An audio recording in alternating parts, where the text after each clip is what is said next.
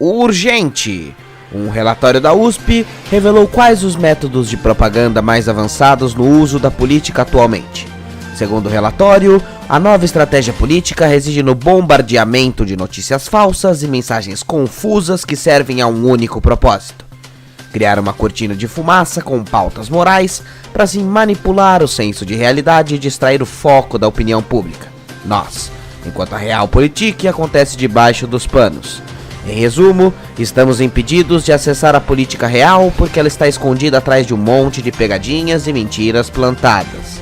Por um acaso, essa descrição lembra muito algum presidente da República eleito recentemente, não é? A única coisa é que esse documento não é sobre Jair, e nem é da USP, mas sim russo, da Rand Corp, uma instituição de pesquisa americana, e o assunto do documento é Vladimir Putin, o dita presidente russo, e quais as formas de propaganda de seu governo. Mas é muito claro as semelhanças no modo de agir e como isso serve também para as eleições de Trump e de Jair aqui no Brasil. Essa estranha retórica de divisão à base do medo, desinformação e guerra é a técnica chamada de Fire Hose of Falsehood, ou mangueira de incêndio de falsidade, traduzido também como jato de fogo e mentiras. E apesar do termo ser novo, a tática em si não é nova. Já foi chamada de marketing de guerrilha, governo de choque e agora, em nova modelagem, está sendo exportado pelo mundo todo e sabe de uma coisa? Está dando muito certo. E aí? Suave? Na luta, no penúltimo episódio dessa temporada do Normose, vamos falar da estratégia do choque dos novos governos eleitos por todo o globo e como não cair nessa nova pegadinha do mundo moderno. Em 2014, o governo russo passou a agir de uma maneira muito curiosa. Apesar de todos saberem que o exército russo estava invadindo a Ucrânia com vídeos e provas diversas, publicamente, Putin declarava sem nenhum medo que isso era mentira. Depois de algumas semanas sendo pressionado pela mídia, porém, Putin mudou 100% seu discurso e passou a dizer o oposto, que sim, havia soldados lá e que o trabalho foi muito bem feito. Ou seja, a verdade era algo meramente relativo e a contradição era calculada para gerar confusão na opinião pública. Percebendo que isso era constante, pesquisadores começaram a estudar o tipo de estratégia de propaganda e a definiram em 4 pontos resumo: ter alto volume de notícias e vídeos, ser rápido, contínuo e repetitivo, ter comprometimento baixo ou nulo com a realidade objetiva e não ter nenhuma consistência no que se fala. E agora, vamos ver cada uma delas separadamente. Número 1. Você já notou que as redes de Jair sempre trabalham orquestradas? Ou seja, transmitem de modo contínuo e repetitivo notícias e opiniões? Não é à toa que o Em Alta de Política do YouTube é lotado de conteúdos iguais. Isso serve para que os sujeitos presos dentro dessa bolha não consigam acessar outras opiniões e não desconfirmem aquilo que eles já sabem. Número 2. A zoeira das redes sociais, as batalhas de memes no Twitter, os grupos do Zap Zap produzindo novas formas de pertencimento, influenciadores, youtubers, epidemia da nova comunicação, tudo isso é apropriado para ser utilizado numa mesma estratégia. Uma guerra cultural baseada em repetir as mesmas mentiras o tempo todo para gerar familiaridade. Familiaridade com algo é mais importante que o fato para nós humanos. E com o passar do tempo, as pessoas se lembram apenas da notícia e não necessariamente de que ela foi desmentida. Por isso, para esses grupos, vale a pena soltar fake news. Isso porque o número de pessoas que serão corrigidas depois sempre será menor que o número de pessoas enganadas. Número 3. Além disso, como não é o governo e sua voz oficial falando, é muito fácil desmentir ou acusar quem descobre a verdade de mentiroso.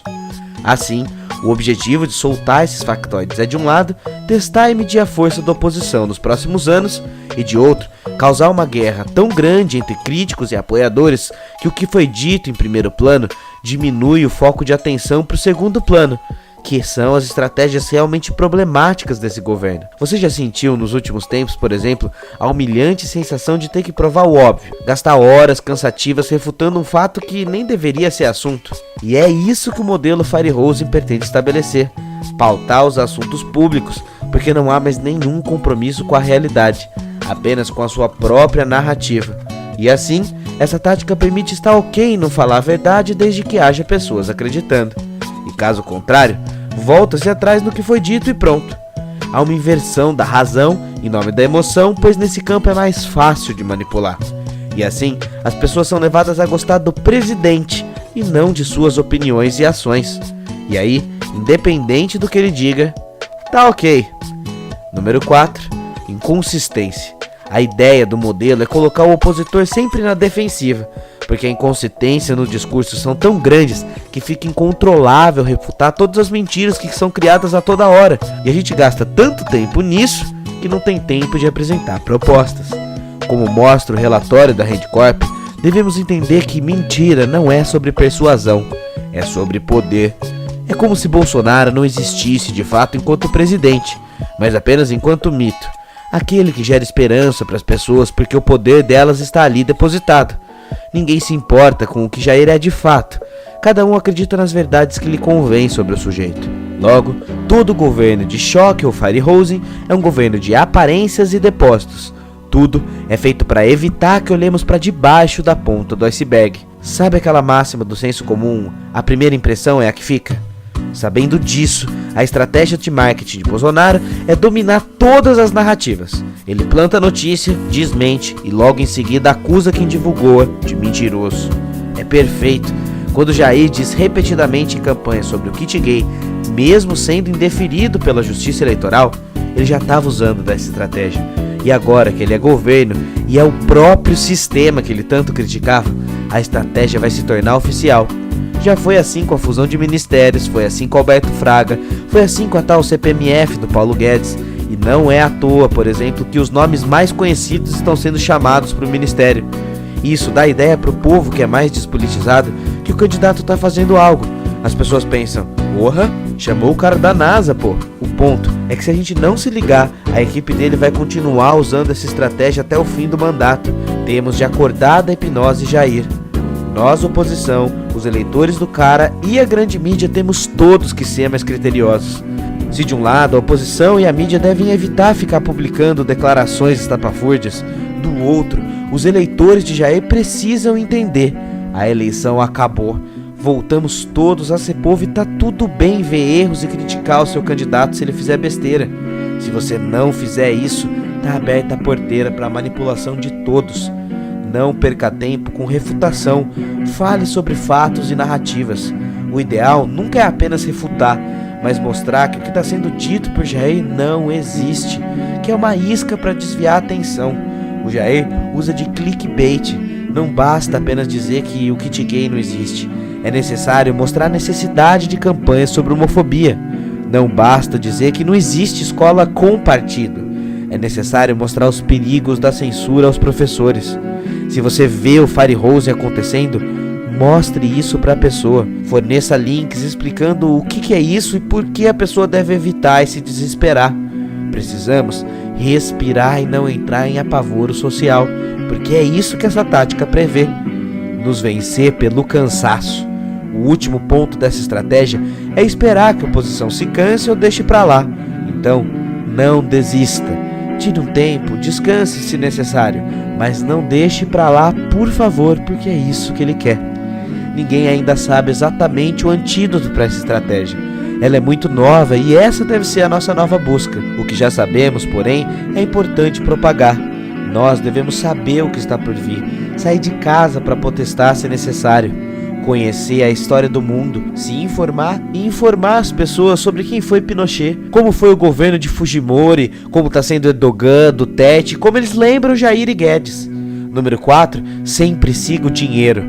Ou seja, a quem essa fala de Jair beneficia? Quem é que ganha enquanto nos distraímos com a cortina de fumaça? Quem fica mais rico? Quem fica mais pobre? E por último, a última dica, reflita criticamente e estude. Citando Abraham Lincoln para terminar esse vídeo, se você tiver 4 anos para cortar uma árvore, gaste 3 anos afiando seu machado. Será mais útil. Resistir não é torcer contra o governo, mas perceber a importância da oposição na democracia. E se fere nossa existência, seremos resistência.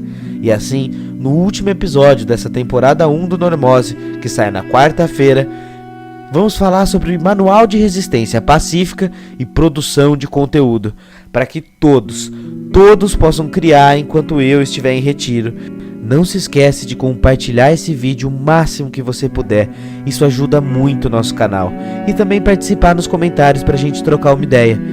Eu leio todo mundo e respondo na medida do possível, beleza? Então fica suave e até quarta-feira pro último episódio. Falou!